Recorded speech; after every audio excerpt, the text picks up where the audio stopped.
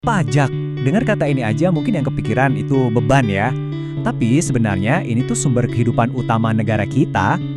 Dalam beberapa menit ke depan, kita akan bedah tuntas kenapa pajak itu vital banget, krisis kepercayaan yang lagi melandanya, dan gimana kita bisa cari jalan keluarnya.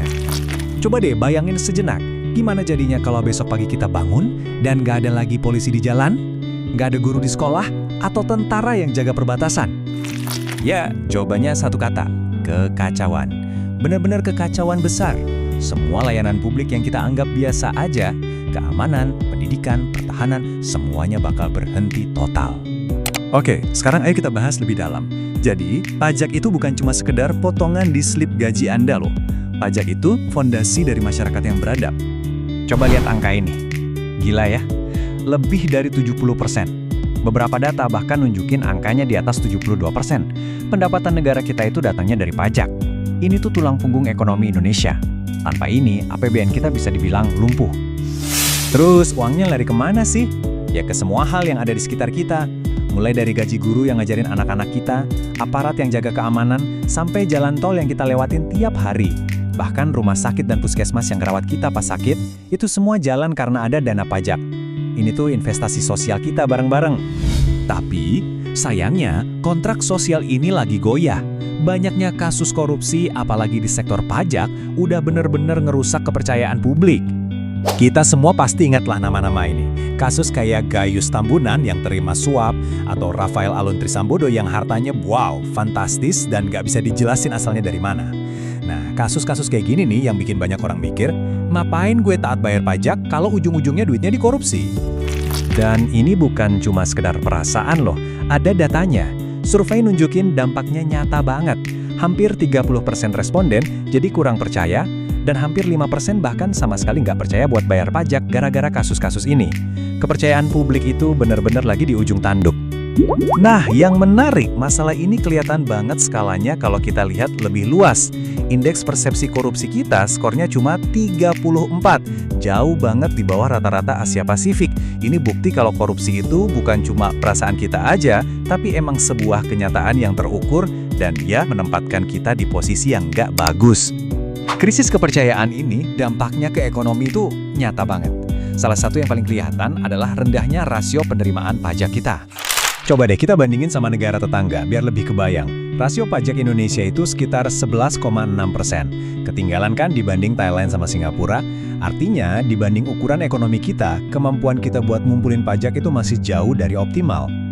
Jadi intinya gini, kita tuh bukan cuma di bawah negara tetangga, tapi juga di bawah standar minimum yang disaranin Bank Dunia, yaitu 15% dari PDB buat pembangunan yang berkelanjutan.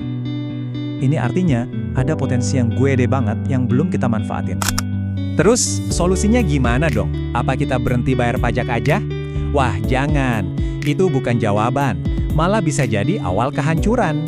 Jalan keluarnya adalah dengan memperbaiki sistem dan melakukan optimalisasi yang basisnya data. Para ekonom tuh sering pakai teori namanya kurva Laffer.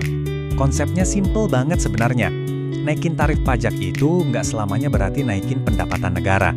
Ada satu titik puncak, titik optimal, di mana pendapatan negara itu maksimal. Lewat dari titik itu, tarif yang ketinggian justru bikin orang malas usaha, dan pendapatan negara malah anjlok. Nah, ini nih yang menarik. Ada penelitian yang coba ngitung di mana sih titik optimal buat Indonesia. Hasilnya nunjukin rentangnya itu antara 15,29% sampai hampir 32%. Coba bandingin sama realita kita yang seringnya cuma di angka 10-11%. Jauh banget kan antara apa yang kita dapat sekarang sama potensi buat mendanai pembangunan. Terus gimana cara ngejar ketinggalan itu? Ada dua strategi utama. Yang pertama, intensifikasi. Ini artinya kita optimalin pajak dari orang-orang yang udah terdaftar. Contohnya, naikin pajak barang mewah. Yang kedua, ekstensifikasi. Ini artinya kita perluas jaringnya, nambah jumlah wajib pajak baru, dan bikin semua orang lebih patuh. Tapi ingat ya, mencapai titik optimal ini bukan cuma kerjaan pemerintah aja. Ini proyek kita bersama. Butuh reformasi dari atas sekaligus pengawasan ketat dari kita semua di bawah. Buat balikin kepercayaan itu, kita butuh fondasi yang super kokoh. Ada 4 pilar utama. Pertama, transparansi penuh. Jadi kita tahu uang pajak dipakai buat apa aja. Kedua, akuntabilitas yang jelas. Setiap rupiah harus bisa dipertanggungjawabkan. Ketiga, penegakan hukum yang tegas. Sikat habis koruptor tanpa pandang bulu. Dan terakhir, regulasi yang simpel dan adil buat semua. Pada akhirnya, kita harus ingat kalau pajak itu ibarat lem yang merekatkan kita sebagai sebuah bangsa. Pajak itu bahan bakarnya kapal besar bernama Indonesia. Kalau mesinnya rusak, ya jangan ditenggelamin kapalnya, tapi kita perbaiki bareng-bareng. Nah, pertanyaannya sekarang balik lagi ke kita semua. Sistem yang adil itu nggak akan turun dari langit, tapi harus kita perjuangkan dan kita kawal bareng-bareng. Jadi, pertanyaannya, siapkah kita buat ikut ngebangun ini semua?